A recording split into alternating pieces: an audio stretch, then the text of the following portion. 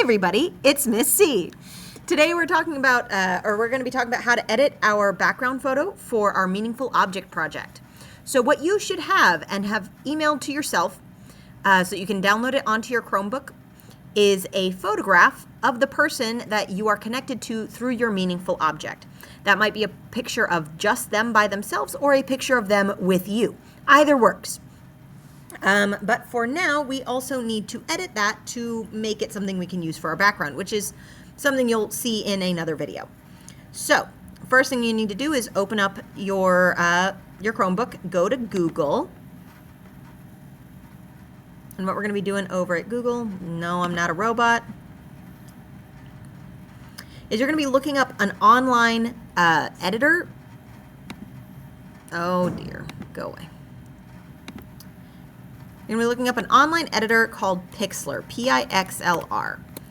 Pixlr is a free editing program, kind of like Photoshop. I'm going to click on this here. It's going to have all this pop up. And they have several different programs that end up acting like a couple different Photoshop programs. We just need the classic Pixlr editor here on the far left. Click on that one. It's going to have this advertisement pop up. We can click out of that. You're going to hit Open Image. Now, if you've already downloaded your photo, then it'll be in your Downloads folder. If you downloaded it yesterday, then hopefully you downloaded it to your OneDrive, because your Chromebook does not hold on to anything in its Downloads folder for very long unless you save it to your OneDrive or your cloud storage. It will not stay just on your desktop itself. So I have a regular laptop right now, so it's just in my Downloads folder. So this is the photo of me and my sister for my object.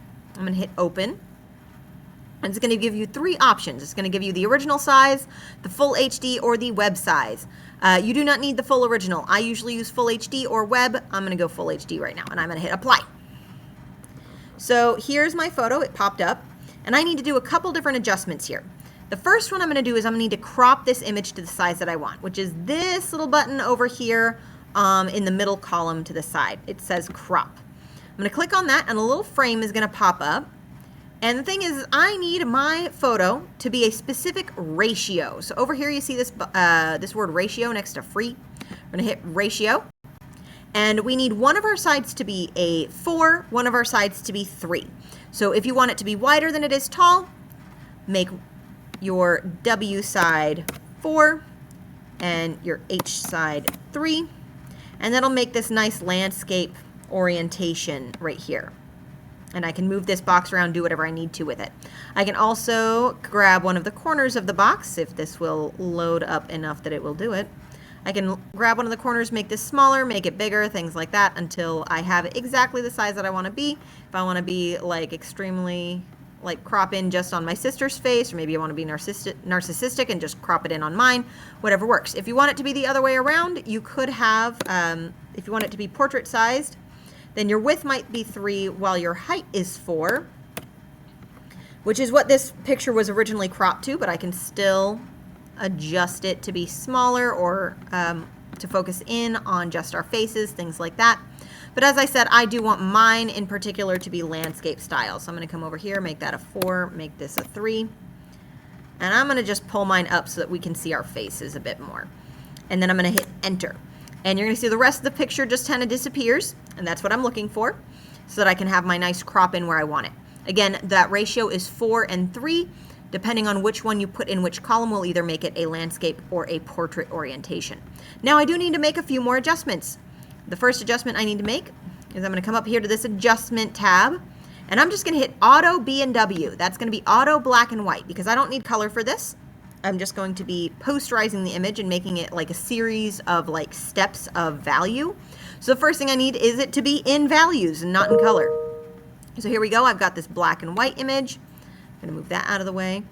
And now whenever I come into adjustment again, I'm going to come down here to this one that says posterize. This is my second adjustment. Posterize will basically take all of my gradients and make them go away. So I have nothing but flat colors. And I need to adjust this slider until the number of colors over here is 3 or 4. I suggest 3. And what you're going to see back here in our little preview is that I don't have a gradient anymore. It just disappears. I'm going to hit Apply.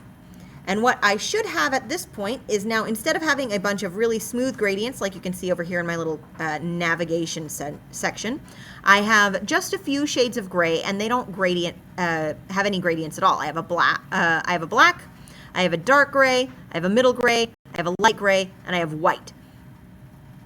And so again, if you had 4 colors, you'd have just one more shade of gray in there. That's why I like 3. 3 is just enough to have just a few shades of gray, but not too many. All right, so this is my fully edited picture. That's all I need to do. But I do need to save it. So I'm going to come over here. I'm going to hit save. And it's going to automatically select JPEG for you. That is what you want. Keep it at high. That's just fine. And hit save as.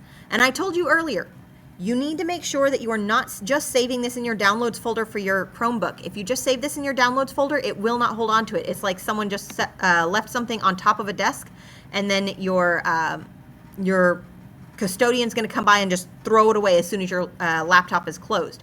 You need to make sure you go into your OneDrive or your cloud storage. So I can go in the documents in here. And this is where I can save it. Now I've already saved this once, so you can see that I'd saved it as Sister and Me background image. Save it as something that you will understand, or keep it in a folder that is labeled pictures in there in your OneDrive. One of those things works, but you're going to do that. You're going to hit save, and then you're going to be all done. All right, so that should be everything you need to know. Follow along carefully. Make sure you're saving it in the right spot. If you just leave it in your downloads, it's just going to disappear. So don't do that to yourself. You will have to redo all of your editing, which will make you cry. All right, that's everything. See ya. Bye.